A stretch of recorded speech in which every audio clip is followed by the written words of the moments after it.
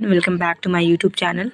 तो ये बहुत ही एक इम्पॉर्टेंट क्वेश्चन आज आपको मिलने जा रहा है। ये है आपका मानव विकास के सिद्धांत, मतलब प्रिंसिपल ऑफ डेवलपमेंट। और ये बहुत ही इंपॉर्टेंट क्वेश्चन है, मतलब वीवीआई क्वेश्चन है आपके एग्ज़ाम्स के लिए, आपके सेमेस्टर एग्ज़ाम के लिए। तो चलिए स्टार्ट करते हैं। हम लोग यहाँ पे टाइम वेस्ट नहीं करेंगे क्योंकि आपका एग्ज़ाम है 27 से। तो जितना जल्दी हो सके मैं कोशिश कर रही हूँ कि कुछ इंपॉर्टेंट क्वेश्चन जो है एक्चुअल में यूनिट में वो सारा आपको दे दिया जाए। क्योंकि देखिए ये सब क्वेश्चन ऐसा क्वेश्चन है ना, अगर एग्ज़ाम में नहीं भी आता है और अगर आपका ये सब क्वेश्चन का कॉन्सेप्ट क्लियर है तो आपको अदर क्वेश्चन करने में भी क्या होता है, हेल्प मिलता है। ठीक है, तो चलिए स्टार्ट करते हैं। तो मनोवैज्ञानिकों ने मानव विकास की प्रक्रिया को बड़ी बारीकी से अध्ययन किया है और जो तथ्य उजागर हुए हैं उन्हें सिद्धांत के रूप में प्रस्तुत किया है। मानव विकास के मुख्य सिद्धांत निम्नलिखित है। यहाँ पे देखिए एक आपको रेड पेन में दिख रहा हो कि मेक फिगर। तो फिगर बनाने का मतलब ये है कि जैसे है कि निरंतर विकास का सिद्धांत। दूसरा सिद्धांत है कि समान प्रतिमान का सिद्धांत। तीसरा है विकास की नीति में व्यक्तिगत विभिन्नताओं का सिद्धांत। तो फिगर बनाने का सेंस ये है कि सपोज ये आपका है, यहाँ पे आपको क्या लिखना है, यहाँ पे प्रिंसिपल लिखना है। ठीक है, और यहाँ पे इस तरीके से अगर आप ऐसा करके लिखते हो तो थोड़ा सा जो आपका पेज होगा वो डेकोरेटिव दिखेगा और आपको यहाँ पे थोड़ा सा मार्क्स गेन करने के लिए आपको हेल्प मिलेगा। तो इस तरीके से, और यहाँ पे जो भी है जो भी सिद्धांत है आपको यहाँ पे लिखना है। तो इस तरीके से अगर आप फिगर ड्रॉ करके लिखते हो तो ये आपके लिए बेनिफिट होगा। एग्जामिनर आपको अच्छा ये करेगा। ठीक है, मतलब अच्छा इन द सेंस कि मार्क्स यहाँ पे as compared to other student जो लिटरेचर से लिखते हैं, और अगर आप फिगर के साथ ड्रॉ करके लिखते हैं तो थोड़ा सा 1-2 मार्क्स एक्स्ट्रा मिलने का चांसेस यहाँ पे रहता है। ठीक है, तो चलिए समझते हैं हम लोग। 1-2 समझेंगे, उसके बाद आपको खुद समझ में आ जाएगा अगर आप पढ़ेंगे तो। वर्बली हम लोग समझेंगे।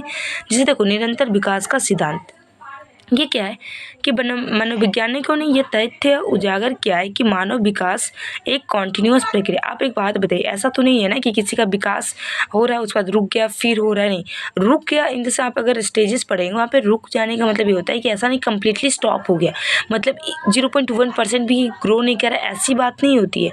बात ये होता है कि स्लो हो जाता है। ठीक है, लेकिन जो विकास होता है वो कॉन्टिन्यूअस प्रोसेस है, कॉन्टिन्यूअस होते रहता है। ठीक है, ऐसा नहीं कि कभी अचानक होने लगा, ऐसा भी नहीं है। ठीक है, तो वही चीज़ यहाँ पे लिखा हुआ है। समान प्रतिमान का सिद्धांत। इस सिद्धांत के अनुसार हरलोक ने व्याख्या इस प्रकार की है कि प्रत्येक जाति, चाहे वह पशु हो या मानव जाति, सभी अपने जाति के अनुरूप विकास के प्रतिमान को अनुसरण करते। कहने का मतलब ये है कि जो भी स्टेज है, जैसे आप मानव में लेते हो तो मानव का जो प्रोसेस है वो हर प्रोसेस का क्या है, हर मानव का क्या है, सेम प्रोसेस है। अगर डॉग है, ठीक है, या फिर कोई एनिमल है तो हर एनिमल का अपना क्या है, सेम प्रोसेस है। ठीक है, अब थर्ड है हमारा मानव विकास की नीति में व्यक्तिगत विभिन्नताओं का सिद्धांत। नेक्स्ट है, यह सिद्धांत व्यक्तिगत विभिन्नताओं के बारे में बताता है कि प्रत्येक व्यक्ति या बालक का वृद्धि या विकास दूसरे बालक से अलग होता है। विकास के दर सभी, देखिए अब यहाँ पे देखिए एक बात बताइए कि सब बच्चों का विकास एक जैसा नहीं हो सकता है। किसी का बहुत धीमे होता है, किसी का तेज होता है। ठीक है, आप देखते हैं क्या क्लास में सारे बच्चे सेम रहते हैं? नहीं, कोई बहुत तेज होता है, कोई एवरेज होता है, कोई ठीक है नॉर्मल रहता है। तो इस तरीके से होता है, समझे। नेक्स्ट है विकास क्रम का सिद्धांत। तो सिरले और गैसल के अनुसार कि आदि मनोवैज्ञानिकों ने प्रयोग द्वारा यह स्पष्ट किया कि हाँ, तो विकास क्रम का सिद्धांत क्या कहता है कि सिरले और गैसल के अनुसार आदि मनोविज्ञानिकों ने प्रयोग द्वारा यह स्पष्ट किया कि विकास एक निश्चित क्रम में होता है। जैसे जन्म के समय बालक केवल रोने जाता है। ठीक है, ये कॉमन सेंस। आप बताइए कि बच्चा जन्म लेता है एक निश्चित सिद्धांत के अनुसार होता है।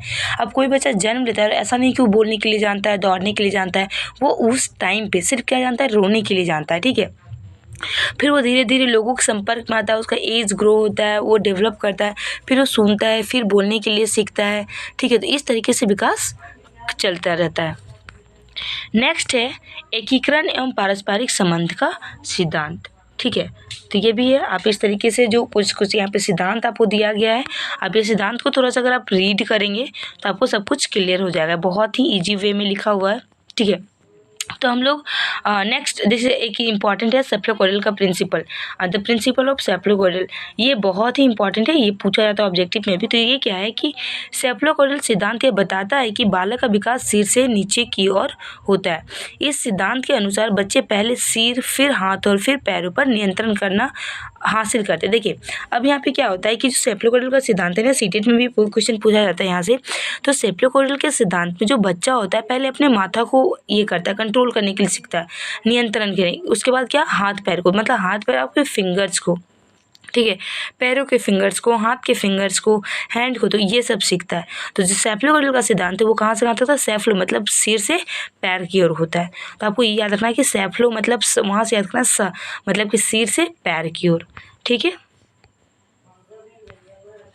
नेक्स्ट है सर्पिल के सिद्धांत और रैखिक नहीं, ठीक है। तो ये उतना इम्पॉर्टेंट नहीं है, लेकिन अब फिर भी अगर इस सिद्धांत में बालक का विकास सीधा एवं रैखिक नहीं होता। आप बताइए क्या बालक ऐसा तो नहीं कि सीधे बढ़ते जा रहा, बढ़ते, ऐसा नहीं। कभी कभी आप देखेंगे बच्चे का अगर ग्रोथ कभी कभी स्लो भी हो जाता है, फिर कभी तेज़ हो जाता है, तो इस तरीके से होता है, ठीक है। तो रैखिक नहीं होता है। तो ये कुछ इंपॉर्टेंट सिद्धांत था जो आज के लेक्चर में आपको बताया गया। मिलते हैं नेक्स्ट वीडियो में, नेक्स्ट लेक्चर में। तब तक के लिए आपको इस वीडियो को देखना है, एंड अगर अभी तक आप लाइक नहीं किया, लाइक करना, शेयर करना, सब्सक्राइब करना है। Thank you.